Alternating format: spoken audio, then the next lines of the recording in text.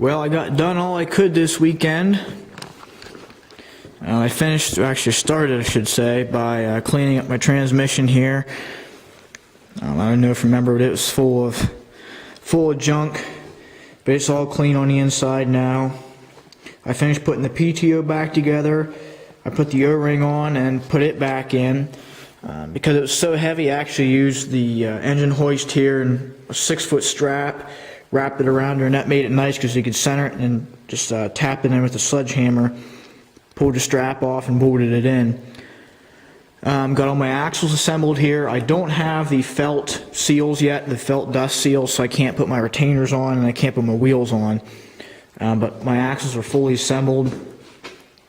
Was going to put that one in last night until I realized that because the PTO is in now, I have to set the bull gear in, then slide the axle in.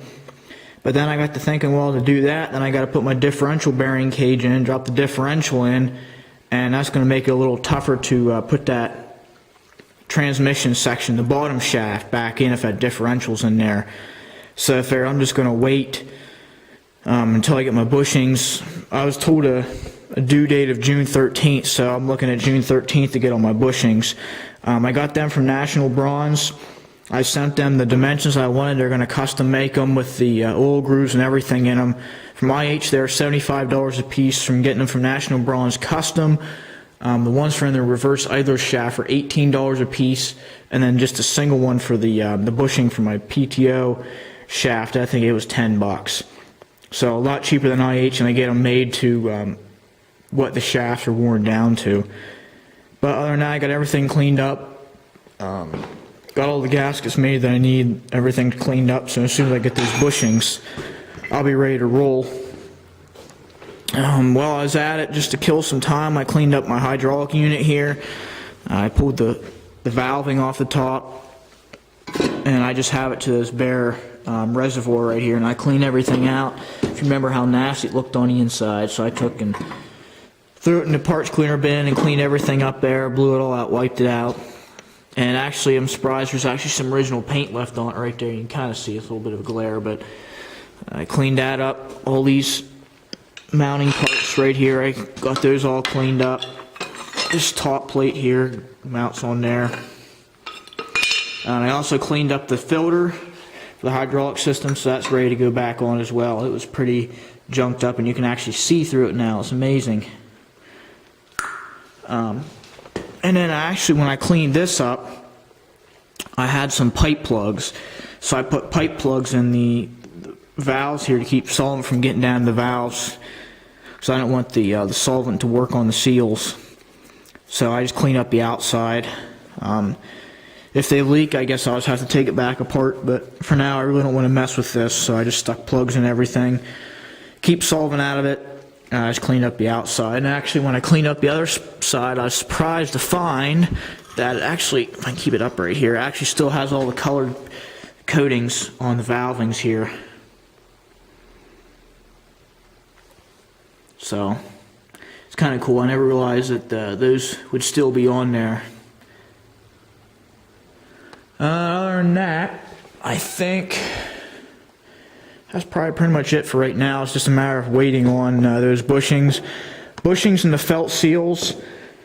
And then I'm missing one O-ring from my belt pulley I missed when I took it apart. So I'm just waiting on the O-ring. The O-ring and the felt seals are coming at the same time, so I can get my belt pulley thrown back together, get these axles thrown back together. And as soon as I get my bushings, hopefully this whole thing will just fall together, even though I know it won't. But that's what I'm hoping for. And then, while I'm thinking about it, over here, there was a little bit of residual oil and junk in the bottom of the transmission that I hadn't drained out. It was just kind of sitting there, and I actually, when I cleaned it up, I drained it out. And you can kind of, that's oil flowing there. I'll wait till it flows down here a little bit.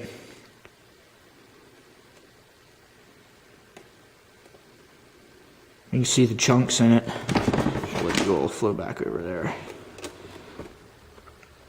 You can see some nice, hefty chunks of goodness in there. And yes, it does smell as nasty as it looks. So I'm really glad I took the time to drain this out, take everything apart, clean it up. Where'd that axle retainer go? I don't know where that one retainer went. One retainer for the outside bearing. I don't know where the heck I set it. It's around here somewhere. Oh, right here. Apparently the outer axle bearing at one time went bad. I don't know if you can tell or not, but this is actually oblong right here. The bearing actually had worn. This is the top. This is the grease setting for the top. And actually the bearing had gone bad and the axle was wearing against the top with the retainer, and it actually is, you can kind of see it better there, oblong shaped. And actually when I took it apart, I stamped the end of the axles not knowing that they were already stamped. I stamped this one for R because it came off the right side, but when I cleaned it all up I realized there's an L on it too. So somebody, when this bearing went bad, they also swapped axles from the left side to the right side. But this axle, I had showed in my previous video, but this axle, when it was inside the original bearing, you would spin the axle and the axle would spin inside the inside race of the bearing. So I got some Loctite right here. 603, which is the oil resistant. This is what we call retaining compound. It's basically for cylindrical stuff such as bushings or like this, a bearing application. Put some of that cylindrical Loctite in between my bearing race and my axle, and you can turn the axle now and it actually turns the bearing with it. So I'm going to see how that holds up, and hopefully it will hold up. But I'm guessing there's probably at least 5 thousandths clearance between the axle and that bearing. That's how bad my axle is worn. So if it doesn't work, I guess I'm taking it back apart and fixing that up. But other than that, I think that's about all I have for now until I can get my bushings. Until then, it's just going to be cleaning parts, and I guess I'll stretch film the bearings. So when I get everything, I just pull a stretch film off and throw it together. So. Alright, well, that's it for now.